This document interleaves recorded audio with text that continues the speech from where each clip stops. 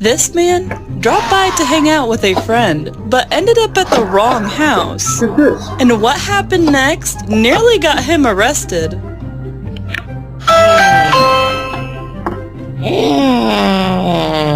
David, open the door.